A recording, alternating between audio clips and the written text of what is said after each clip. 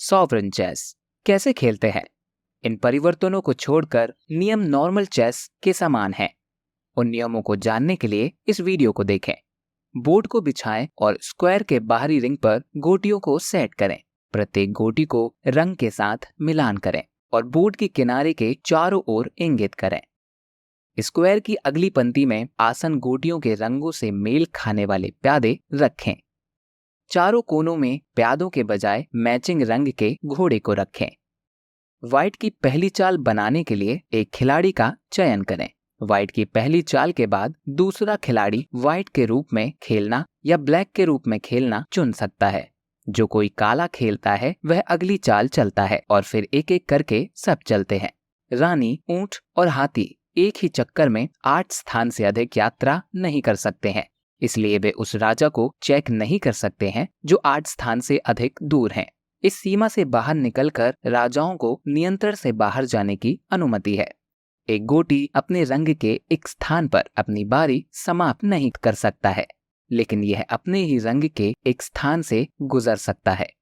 इसलिए एक खिलाड़ी अपने प्रतिद्वंदी के राजा को उस स्थान के समान रंग की गोटी से चेक नहीं कर सकता जिस पर वह राजा है।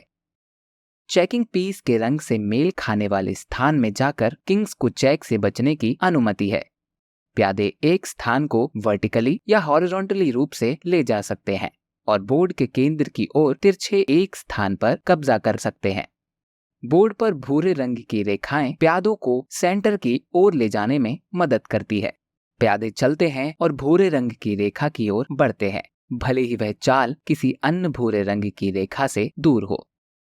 भूरे रंग की रेखा से सटा हुआ मोहरा उस पर आगे नहीं बढ़ सकता है, लेकिन वह भूरे रंग की रेखा पर तब कब्जा कर सकता है जब तक कब्जा उसे बोर्ड के सेंटर के करीब ले जाता है।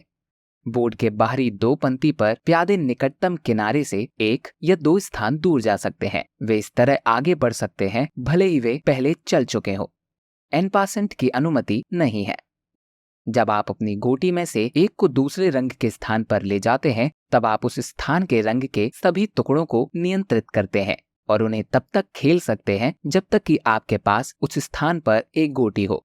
एक बार जब रंगीन स्थान खाली हो जाता है तो आप उन गोटियों को तब तक नहीं हिला सकते हैं जब तक कि आप फिर से मेल खाने वाले रंग के स्थान में से एक पर ना चले जाएं।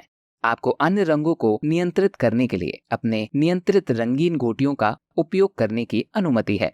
जब आप किसी गोटी को अपने प्रतिद्वंदी के बादशाह के समान रंग के स्थान पर ले जाते हैं तो आप उनकी गोटियों पर नियंत्रण प्राप्त नहीं कर पाते हैं।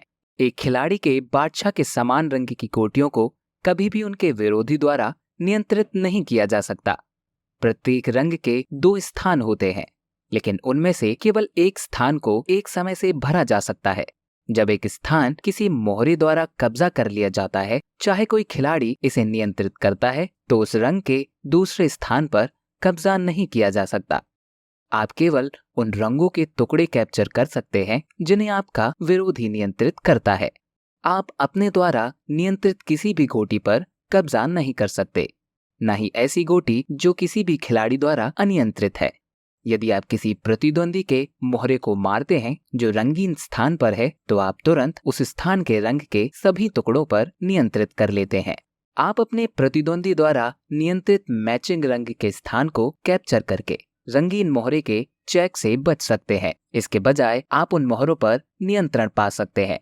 जब एक प्यादा काले बॉर्डर द्वारा चिन्हित सेंटर 4x4 क्षेत्र में पहुंचता है तो उसे अपने समान रंग के किसी भी उच्च गोटी में प्रमोट कर सकता है, जिसमें एक राजा भी शामिल हो सकता है। यदि आप एक मोहरे को राजा के रूप में प्रमोट करना चुनते हैं तो आप अपने वर्तमान राजा को बोर्ड से हटा सकते हैं और नए राजा को उसी रंग के मोहरे के रूप में रख सकते हैं जहां प्यादे को प्रमोट किया गया था। यदि आप एक अलग रंग के राजा को प्रमोट करते हैं तो आपके पिछले राजा के रंगीन गोटियों को अब उस खिलाड़ी द्वारा नियंत्रित किया जाएगा जो उस रंग के एक स्थान पर कब्जा करता है। अपनी बारी पर एक मोहरे को हिलाने के बजाय आप अपने राजा को अपने नियंत्रण वाले किसी भी रंग के राजा से बदल सकते हैं। आपकी बारी तब समाप्त होगी जब तक कि आपका राजा अब अपने ही रंग के स्थान पर ना हो। फिर आपको कानूनी तौर पर इसे उस स्थान से हटाना होगा। आपको चेक से बचने के लिए राजा को प्रमोट करने या अपने राजा का रंग बदलने की अनुमति है। खेल के दौरान आप कितनी बार राजा बदल सकते हैं इसकी कोई सीमा नहीं है। कासल करने पर सभी सामान्य नियमों का पालन किया जाता है। तब तक आपको अपने नियंत्रण वाले किसी भी हाथी के साथ कासल बनाने की अनुमति है जो आपके राजा के समान पंक्ति में है। ऐसा करने के लिए अपने राजा को उसके और हाथी के बीच किसी भी खाली स्थान पर ले जाए और उस हाथी को राजा के दूसरी तरफ ले जाए। एक राजा को एक अलग रंग में बदलना इसे मूव के रूप में नहीं गिना जाता है, इसलिए आप अभी भी कासल कर सकते हैं। अपने प्रतिद्वंदी को मात देने वाला पहला खिलाड़ी जीतता है।